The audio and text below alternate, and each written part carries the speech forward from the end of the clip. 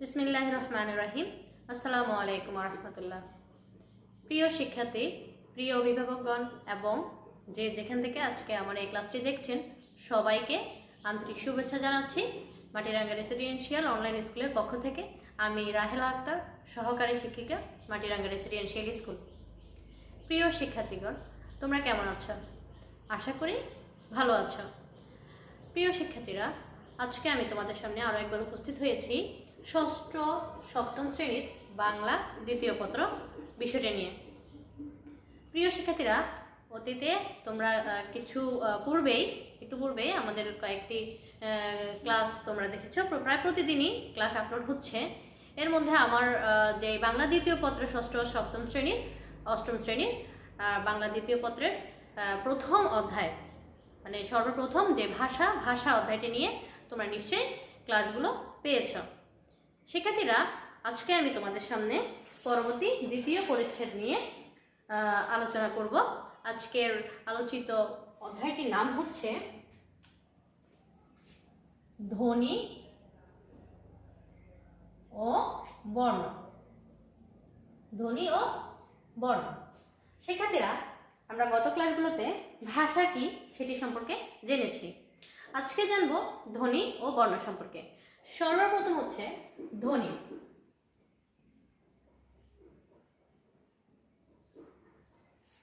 শিক্ষার্থীরা, তোমরা চাইলে তোমাদের খাতায় গুরুত্বপূর্ণ পয়েন্টগুলো লিখে নিতে পারো। তো শিক্ষার্থীরা, ধ্বনি কি? ভাষার জন্য অবশ্যই ধ্বনি, বাক্য, শব্দ এগুলো অবশ্যই প্রয়োজন। ধ্বনি হচ্ছে ভাষার মূল উপকরণ। ধ্বনি ছাড়া কোনো ভাষা হবে না, কোনো শব্দ হবে না, তোমরা নিশ্চয়ই জানো। ধ্বনি মূলত কাকে বলে বা ধ্বনি কি? ধ্বনি হচ্ছে ভাষার যে মূল শব্দ, সেটি মূল শব্দকে, ভাষার শব্দগুলোকে বিশ্লেষণ করলে যে উপাদানগুলো পাওয়া যায় সেটি হচ্ছে ধ্বনি। শিক্ষার্থীরা, ধ্বনির সঙ্গে সাধারণত কোনো অর্থের সম্পৃক্ততা থাকে না, কেননা যে কোনো ধ্বনি কিন্তু যে কোনো আওয়াজ কিন্তু ধ্বনি হবে। তবে ধ্বনির অর্থবোধক যদি হয় এবং অর্থবোধক ধ্বনি যদি হয় তবেই সেটি ভাষায় বা বর্ণে পরিপূর্ণতা হবে। শিক্ষার্থীরা, ধ্বনি উচ্চারিত হয় মানুষের বাকযন্ত্রের সাহায্যে। বাকযন্ত্রের মাধ্যমে ধ্বনি উচ্চারিত হয়। আর বাকযন্ত্রগুলো হচ্ছে মানুষের মুখে যে গলনালী, ফুসফুস, তালু, ঠোঁট, নাক, মুখ ইত্যাদি। তো শিক্ষার্থীরা, ফুসফুসের মাধ্যমে মানুষের যে মুখের ফুসফুস, ফুসফুসের মাধ্যমে যে বাতাস বের হবে এবং বাতাস গ্রহণ করবে, তারই মাধ্যমে যে শব্দ উচ্চারণ, যে ধ্বনি উচ্চারণ হবে সেটি কিন্তু এখানে বলা হয়েছে।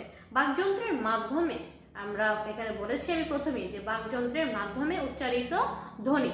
বাকযন্ত্রের মাধ্যমে আমাদের যে অঙ্গ প্রত্যঙ্গ রয়েছে তার মধ্যে যে বাক প্রত্যঙ্গ সেগুলোর কথা এখানে মূলত বলা হয়েছে। আমরা মুখের মাধ্যমে যে কথা বলছি সেটি কিন্তু গলনালীর মাধ্যমে আসে এবং গলনালীর মাধ্যমে বাতাস প্রবেশ এবং বাতাস ত্যাগের মাধ্যমে যে ধ্বনি উচ্চারণ হয় সেগুলোই কিন্তু মূলত বাধা সৃষ্টি হয়ে আওয়াজের মাধ্যমে সেটি আসে।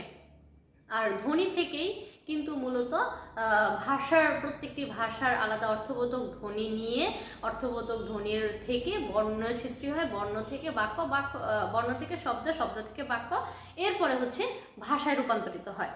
তো শিক্ষার্থীরা, ফুসফুস থেকে যে সকল ধ্বনি বের হবে, যে সকল আওয়াজ বের হবে সেগুলো কিন্তু মূলত ধ্বনি।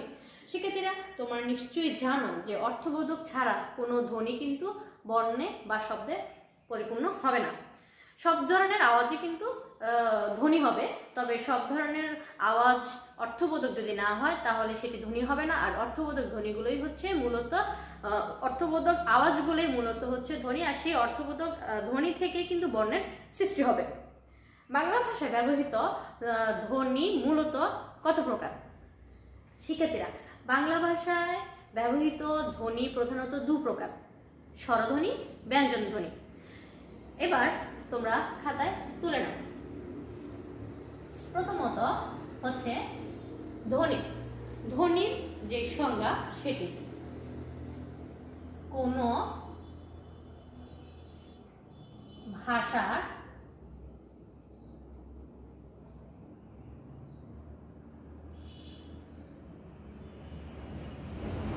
উচ্চারিত কোনো ভাষার উচ্চারিত শব্দকে বিশ্লেষণ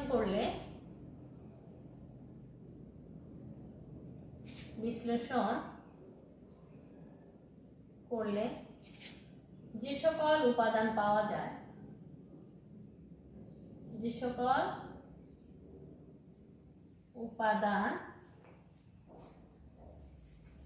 যায়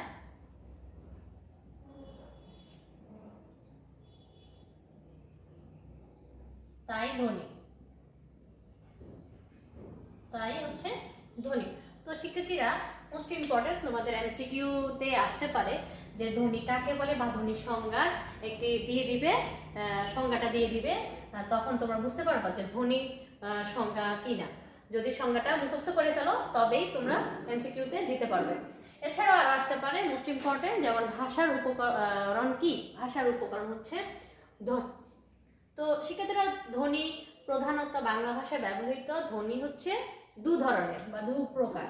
তাহলে ধ্বনি প্রকার। এবার হচ্ছে ধ্বনির প্রকারভেদ।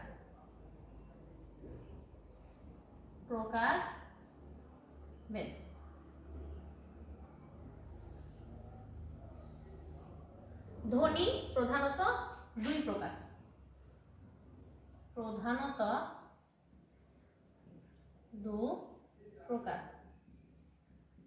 যথা এক, স্বরধ্বনি, দুই, ব্যঞ্জন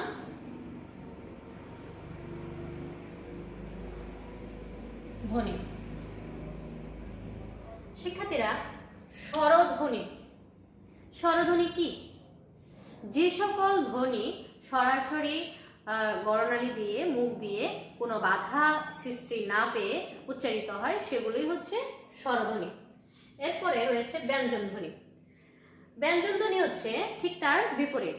যে সকল ধ্বনি উচ্চারণ হওয়ার সময় কোনো না কোনো জায়গায় বাধা সৃষ্টি হয়, অথবা স্বরবর্ণের উচ্চারণ ছাড়া বা স্বর চিহ্নের উচ্চারণ ছাড়া, সাহায্য ছাড়া যে সকল বর্ণ, যে সকল ধ্বনি উচ্চারিত হয় সেগুলোই মূলত ব্যঞ্জন ধ্বনি।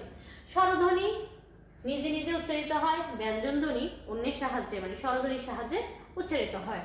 শিক্ষার্থীরা, স্বরধ্বনিগুলো কি কি তোমরা নিশ্চয়ই জেনে থাকবে যে স্বরধ্বনিগুলো মধ্যে রয়েছে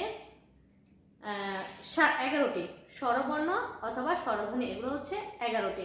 মৌলিক স্বরধ্বনি হচ্ছে মোট 7টি।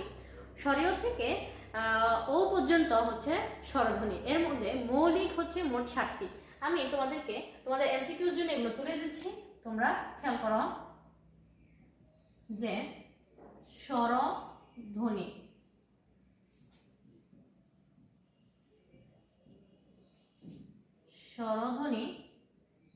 মোট 11টি।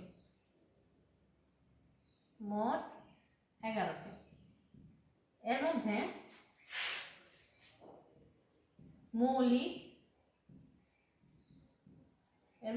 মৌলিক স্বরধ্বনি হচ্ছে 7টি। মৌলিক স্বরধ্বনি 7টি। শিক্ষার্থীরা, স্বরধ্বনিগুলো কি কি? স্বরীয়, স্বরী আ, হ্রস্ব ই, দীর্ঘ ই, হ্রস্ব উ, দীর্ঘা উ, এ, ওই, ও, ও। তো শিক্ষার্থীরা, এখানে তোমরা দেখতে পাচ্ছ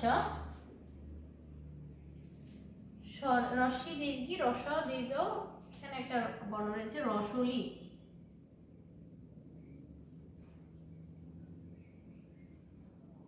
তো শিক্ষার্থীরা,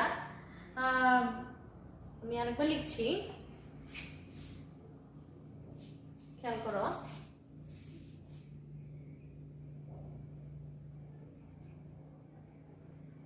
রসলি এ ওই ও ও। তো শিক্ষার্থীরা এই 11টি বর্ণ হচ্ছে স্বরবর্ণ বা স্বরধ্বনি। আর মৌলিক স্বরধ্বনি হচ্ছে 11টি। মৌলিক স্বরধ্বনি কোনগুলো? মৌলিক স্বরধ্বনি হচ্ছে স্বর, রস্বই, রস্বাউ, এ, ও।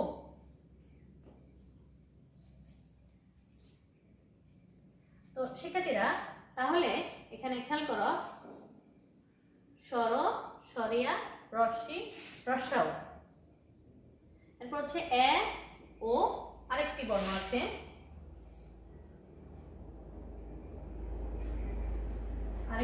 হচ্ছে এ। তো শিক্ষার্থীরা তাহলে কয়টি হলো? 7টি। এই 7টি বর্ণ, এই 7টি ধ্বনি হচ্ছে মৌলিক স্বরধ্বনি। তাহলে আমরা আলাদাভাবে একটু লিখি কি কি পেলাম।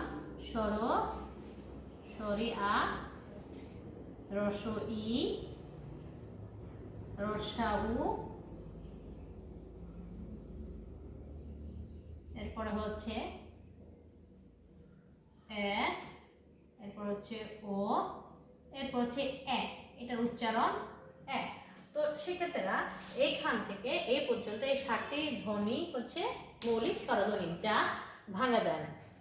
তো শিক্ষার্থীরা তোমরা নিশ্চয়ই জানো যে মৌলিক ধ্বনি, মৌলিক স্বর বর্ণ বা মৌলিক ধ্বনিগুলো কিন্তু ভাঙানো যায় না বা অন্যের সাহায্য ছাড়াই উচ্চারিত হয়। স্বর, স্বরা, তোমরা খেয়াল করো, রস্বই, দীর্ঘ ই, এটি কিন্তু যৌগিক বা মৌলিক স্বরধ্বনি নয়। তো শিক্ষার্থীরা স্বরধ্বনি আর ব্যঞ্জনধ্বনি তোমরা স্বরধ্বনিগুলো জেনে নিলে। এবার আমরা জানবো ব্যঞ্জন ধ্বনি।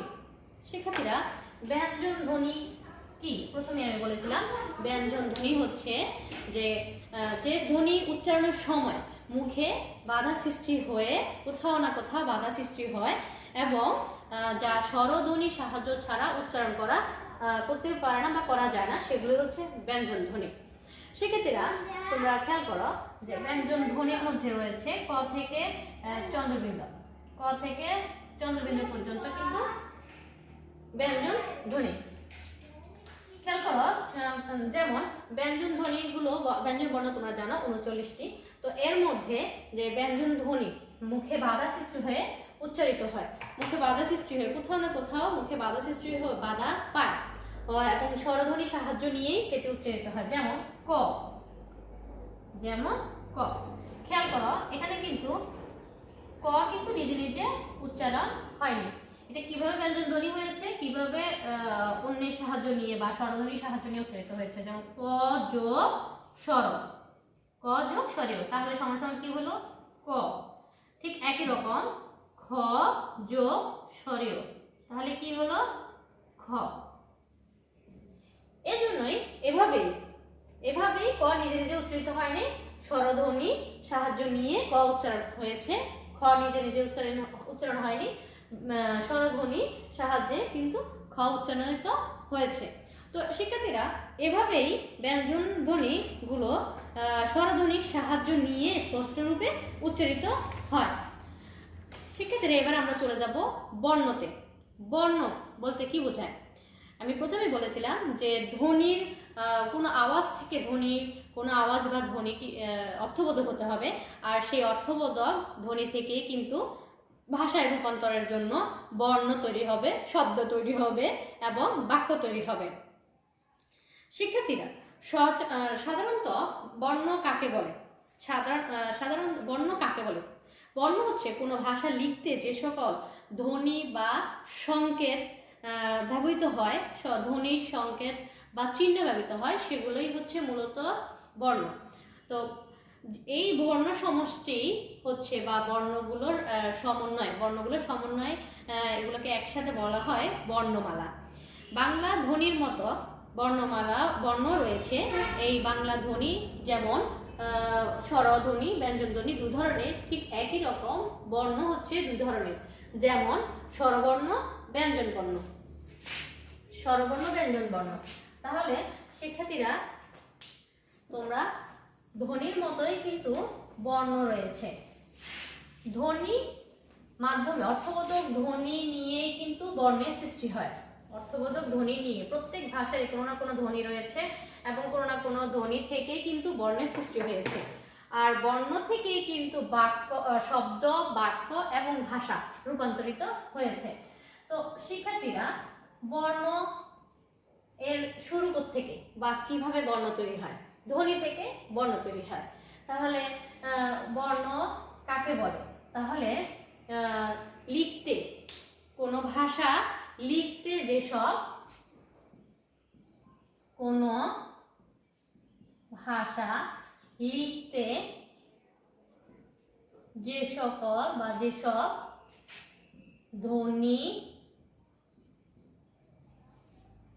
দ্যোতক,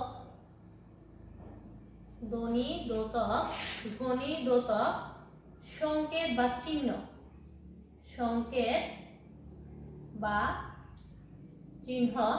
ব্যবহৃত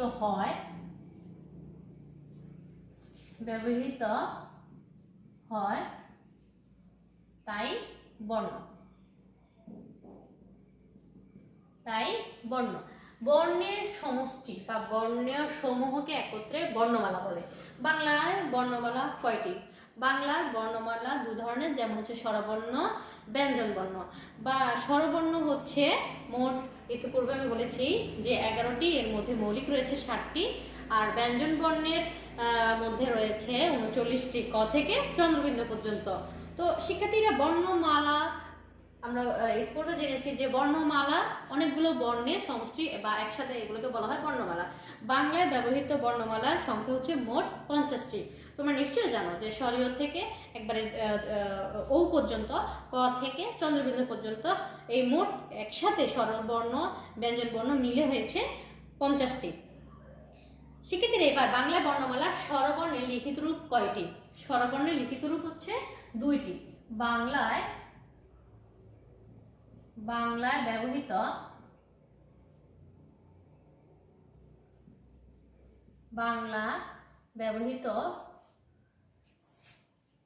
স্বরবর্ণের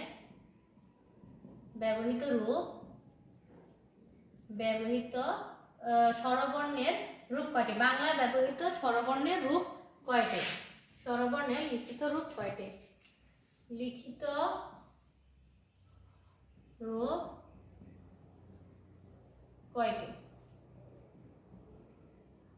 বাংলার ব্যবহৃত স্বরবর্ণের লিখিত রূপ হচ্ছে মোট 2টি। তাহলে উত্তর কি হবে? 2টি। পূর্ণ রূপ এবং সংক্ষিপ্ত রূপ কি কি? যেমন পূর্ণ রূপ এবং সংক্ষিপ্ত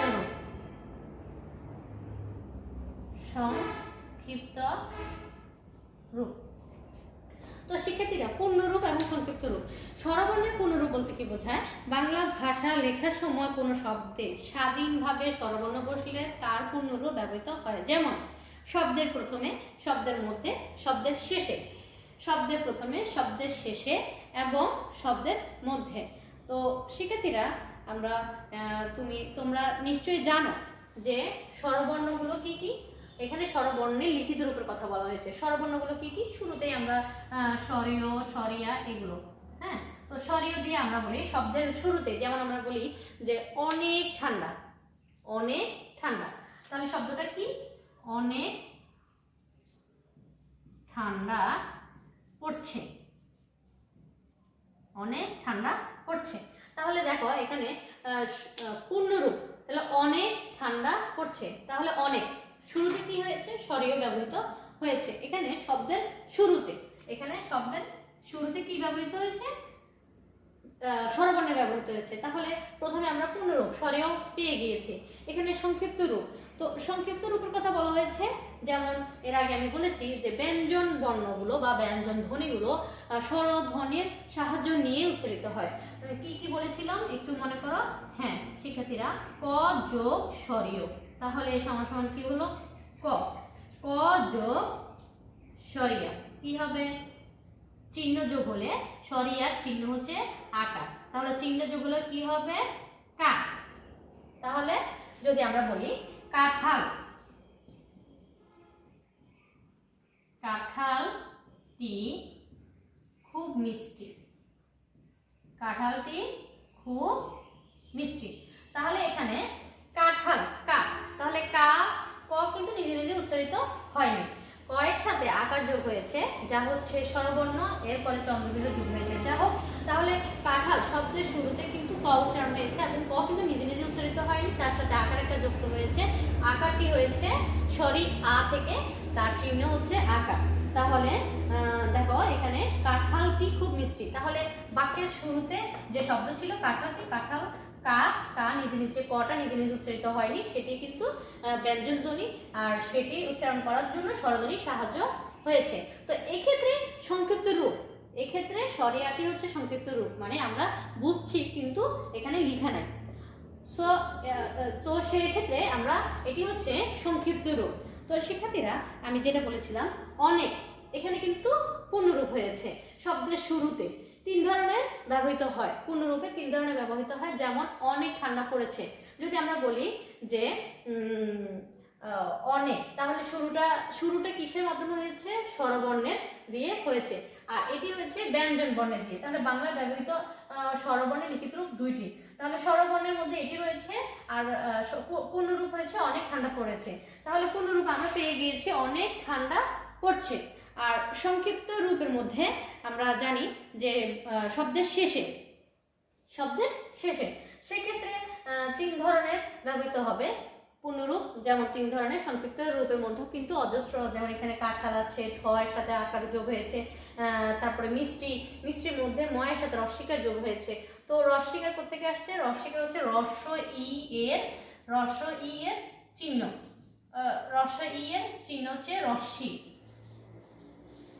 কার, রস্বি এর কার হচ্ছে রস্বইকার, রস্বি এর কার হচ্ছে রস্বইকার। তাহলে মিষ্টি শব্দটা ব্যঞ্জন বর্ণ হচ্ছে ম, আর তার সাথে রস্বই যোগ হয়ে এটা পরিপূর্ণতা পেয়েছে শব্দের মধ্যে মিষ্টি, এটা লিখিত রূপের মধ্যে ব্যবহৃত হয়েছে। তো শিক্ষার্থীরা বাংলা বর্ণমালায় স্বরবর্ণের ব্যবহার আমরা বুঝেছি এবং ব্যঞ্জন বর্ণের লিখিত ব্যবহারটিও আমরা বুঝতে পেরেছি। তাহলে বাংলা বর্ণমালা যেমন স্বরবর্ণের লিখিত রূপ দুইটি, ঠিক একই রকম ব্যঞ্জন বর্ণের লিখিত রূপও দুইটি। তো শিক্ষার্থীরা বাংলা উচ্চারণের যে বিভিন্ন স্থান রয়েছে, আমরা জানি যে আমাদের ধ্বনি উচ্চারণের যে মাধ্যম রয়েছে বাকযন্ত্র, বাক প্রত্যঙ্গ। তো এই প্রত্যঙ্গের মধ্যে রয়েছে, আমরা প্রথমেই বলেছিলাম যে ফুসফুস, গলনালী, তালু, ঠোঁট, নাক, মুখ, জিহ্বা ইত্যাদি। তো শিক্ষার্থীরা এই সকল অঙ্গ প্রত্যঙ্গের মাধ্যমে কিভাবে শব্দ উচ্চারণ হয়, আর সেই উচ্চারণগুলো কোথেকে আসে? ভেতর থেকে আসে। কিছু উচ্চারণ সরাসরি আসে, কিছু উচ্চারণ বাধা পেয়ে আসে, সরাসরি উচ্চারণ হয় না। তো শিক্ষার্থীরা কিভাবে কোন স্থান থেকে এই সকল বাক প্রত্যঙ্গের যে উচ্চারণ, সেই উচ্চারণগুলোকে আলাদা বিভিন্ন শ্রেণীতে আমরা যে তোমাদের বইতে ভাগ করা দেওয়া আছে, যেমন উচ্চারণের স্থান অনুসারে বর্ণের নাম দেখা আছে। তো বর্ণের কয়েকটি বর্ণকে একটি আলাদা নাম দেওয়া হয়েছে, যেমন কণ্ঠ বা জিহ্বামূলীয় বর্ণ। কণ্ঠ বা জিহ্বামূলীয় বর্ণগুলোর মধ্যে রয়েছে স্বরীয়, সরিয়া, ক, খ, গ, গহ, ঙ, হ। এগুলো হচ্ছে কণ্ঠ বা জিহ্বা থেকে। তোমরা খেয়াল করো, স্বর, সরিয়া, ক, খ, মানে ঠোঁটটি কিন্তু কোথাও লাগেনি, শুধু কণ্ঠ ভেতর থেকে উচ্চারিত হয়েছে। এরপরে রয়েছে তালব্য বর্ণ। তালব্য বর্ণের মধ্যে রয়েছে হ্রস্বই, দীর্ঘই, চ, ছ, বর্গীয়া জ, ঝ, ইয়, ঝ, অন্তস্থ তালব্য। তো শিক্ষার্থীরা নিশ্চয়ই তোমরা উচ্চারণ করতে এটি বুঝতে পেরেছো যে তালব্য বর্ণ মানে তালুর সাথে যে জিহ্বা আছে আমাদের, সেই জিহ্বার মাঝখান বরাবর উচ্চারিত হয়। এক্ষেত্রে এগুলোর একসাথে এটিকে সারিবদ্ধভাবে করা হয়েছে। আর এই বর্ণগুলোর মধ্যে রয়েছে এই বর্ণগুলোর মধ্যে এর নাম দেওয়া আছে তালব্য বর্ণ। যেহেতু ঠোঁটের মাঝ বরাবর তালু থেকে উচ্চারিত হয় সেহেতু এর নাম হয়েছে তালব্য বর্ণ। এরপরে রয়েছে ধারাবাহিকভাবে ওষ্ঠবর্ণ, মূর্ধন্য বর্ণ, কণ্ঠ তালব্য বর্ণ, কণ্ঠস্থ বর্ণ, দন্ত বর্ণ। শিক্ষার্থীরা, তোমরা বাসায় বসে তোমাদের এই দ্বিতীয় অধ্যায়টি ভালো করে পড়বে এবং আজকে আমি যে সকল গুরুত্বপূর্ণ টপিকসগুলো তোমাদের সামনে তুলে ধরেছি সেগুলো শেষ করবে। তো শিক্ষার্থীরা ভালো থাকবে। আজকে এই পর্যন্ত। আগামী ক্লাসে পরবর্তী একটি অধ্যায় নিয়ে হাজির হব। আল্লাহ হাফেজ।